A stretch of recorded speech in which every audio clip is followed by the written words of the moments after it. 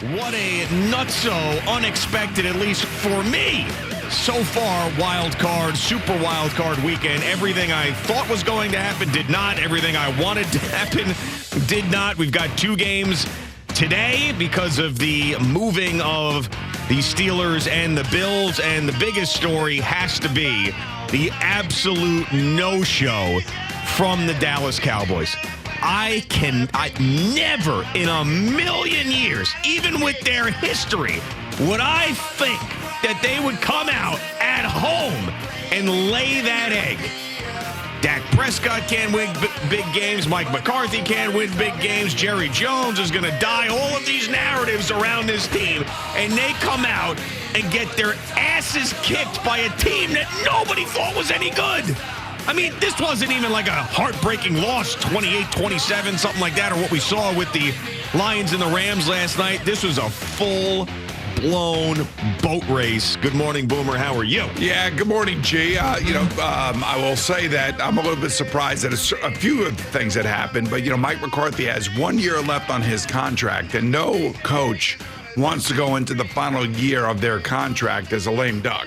He's got to go. That's why everybody's talking about, he's got to go. This has got to happen. And by the way, one of his guys on his staff is one of the more popular guys to be interviewed for a head coaching spot somewhere else, and that's Dan Quinn, the defensive coordinator.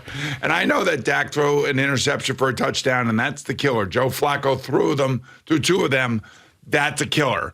But I mean, Jordan Love just absolutely shredded and obliterated that defense. They could not stop the Packers offense. So Dan Quinn, the defense coordinator's got a lot to answer for. And I'm sure I can't wait to hear Micah Parsons, podcast. Oh, yeah. It'd be really interesting to hear that, either today or tomorrow, whenever that comes out. But, Joe Flacco, the bloom is off the rose. The interceptions came back to haunt him. The interceptions yesterday by Dak. And then you had 2 young quarterbacks in C.J. Stroud and Jordan Love, who basically played perfect games, and neither one attempted more than 21 passes. They were efficient. They were accurate. They were poised. They were terrific, and that's great. You love to see young quarterbacks come of age, and, C.J. Stroud a little bit earlier than any of us could have ever expected. And then last night, you had an unbelievable game in Detroit. And that finally was a game that was somewhat competitive. And I'll tell you what, Matthew Stafford is a tremendous football player. They just could not get in the end zone in the second half. And, Jared Goff comes out the winner. But, I think that the heavy lifting was really on Matthew Stafford's shoulder. And then one other thing I told Eddie as I was walking in here this morning, Tua cannot handle the cold weather. Just cannot. They have to have home field advantage. If they want to keep him as his quarterback, I would. There's not a lot of other alternatives out there. They have a great offense. That loss to Tennessee basically derailed their season to have to go into Kansas City and go play in that weather. And you can see that Patrick Mahomes is basically weatherproof. He can play in any sort of conditions with any sort of players. And they finally have a wide receiver that's stepping up in Rashee Rice. Yeah. So back to the Cowboys for a second, because I think that's going to be the rubble that most people are sifting through today before we have 2 more games starting at 4:30. And I know that there's a lot of fan bases that get very upset about guys that are successful and want them to be fired, that we will defend and say, well, look, they've done this, they've done that, they've done this.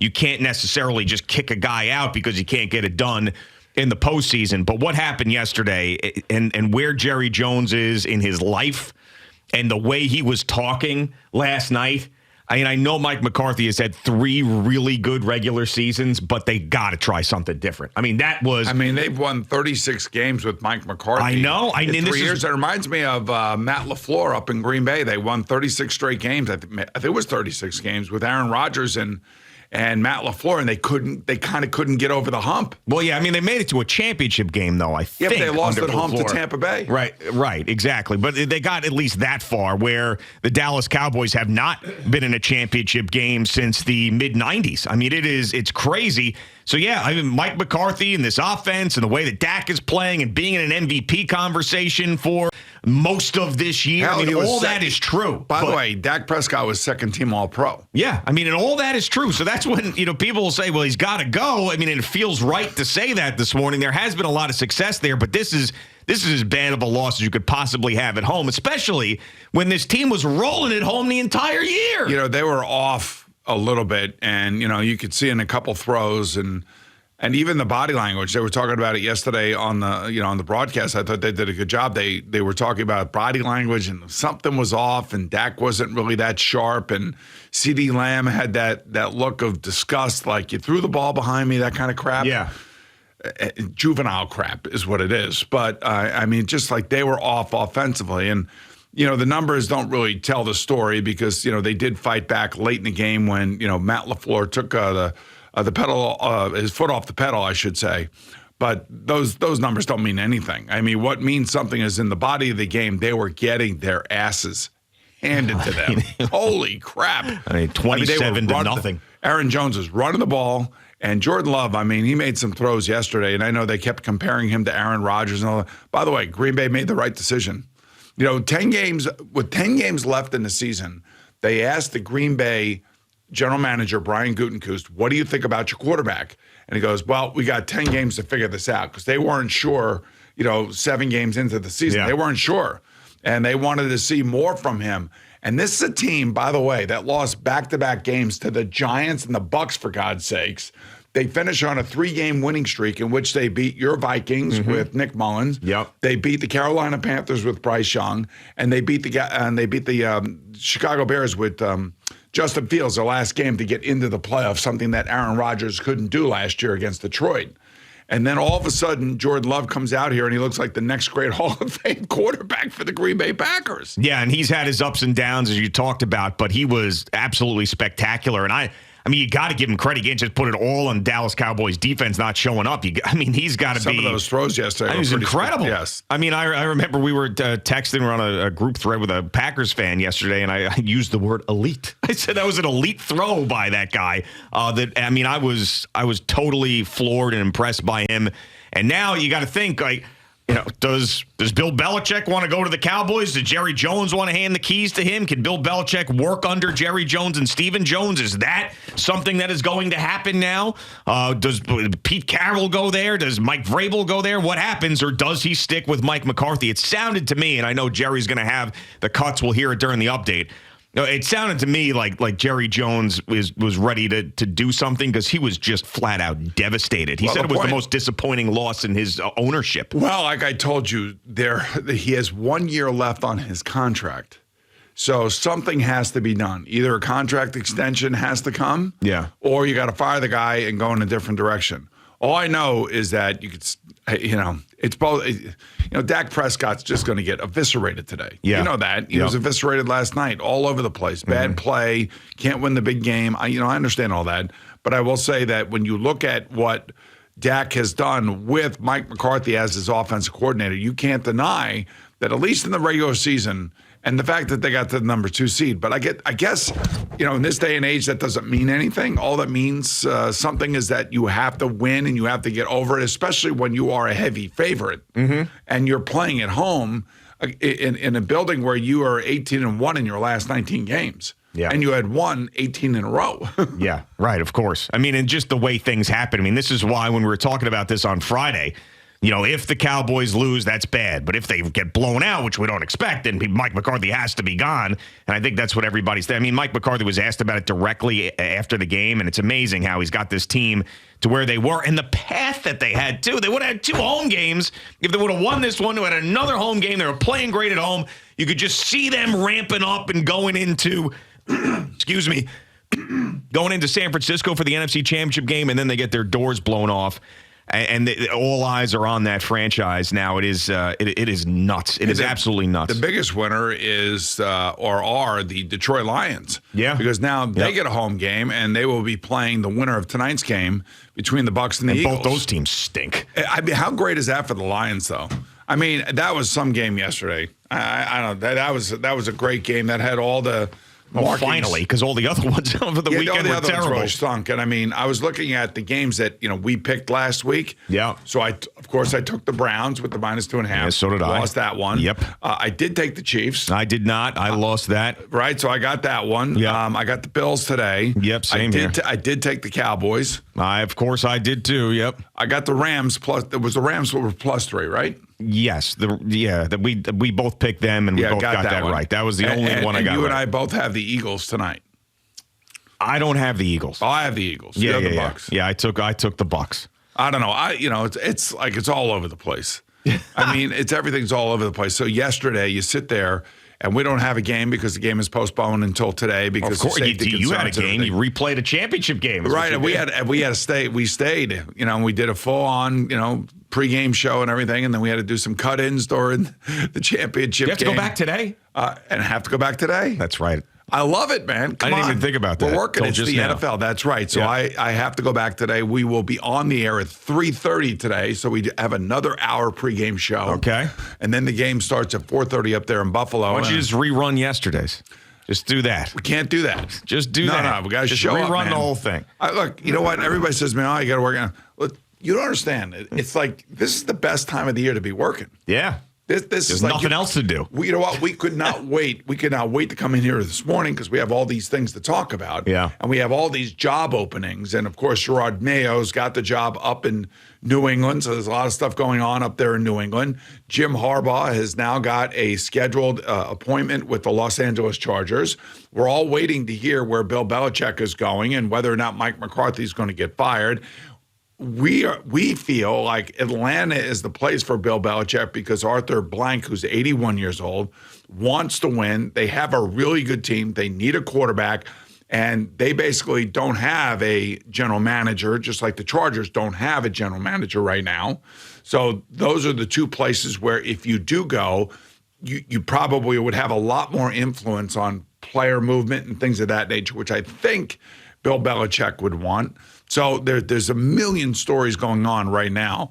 And then you think about the Detroit Lions and you think about, the Kansas City Chiefs and now today Buffalo and Pittsburgh and the snowstorm. And I think it's still going to be snowing today up in Buffalo. Yeah, I think so. And if you saw some of the video coming out of Buffalo, you understand why they moved the game. I was disappointed that they moved the game because I didn't have to go, but I wanted to watch it on TV and the craziness. Obviously, if I was someone who had to work that game or play in that game or go to that game, I'd feel differently. But in the friendly confines of my living room, I wanted to watch it. But I still think it's going to be a little bit dicey up there today as well. And everything that I wanted to happen, as I mentioned, did not happen. I wanted the Browns to win. I thought the Browns would be a great story if they went on a run. They got their asses handed to them. I hate the Packers and the Lions because I root for a team in that division. That's not them. They both won. You better get a quarterback up there, man. Oh, my God. It's just horrendous. Your team needs a quarterback. I hate the Chiefs and Taylor Swift and her stupid custom Kelsey jacket. Now they're moving on. My guy, Mike McDaniel, his team can't do anything in the cold. The offense doesn't do anything. Oh, just rough. Rough. You know who made Taylor Swift's jacket, right? Yeah, it's Kyle Juszczyk's wife. Yeah, that's right. And Brittany Mahomes had hers on as well. Oh, did she? Because they're becoming besties. That's a bad look for Taylor Swift. I know you love that. That's a bad look for her. What do you mean? Well, she's the Brittany Mahomes. It's just not.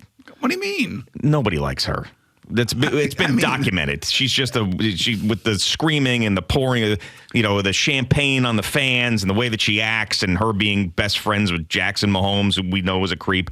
Like all of those, Taylor Swift's got to have better company than that. Like I would just. But listen, being close to the quarterback's wife is important. That's important. Whatever, they're moving on, so that'll still be a thing. So. I mean, this football season.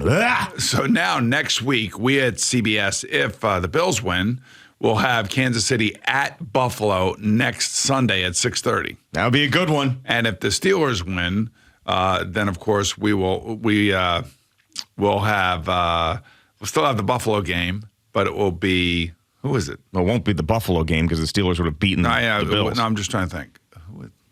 Why am I blanking on this? Okay, I'm not sure. You're not helping me. Well, how am I supposed to help you? This is your thought. This is your thing. Well, you're bringing up the Texans.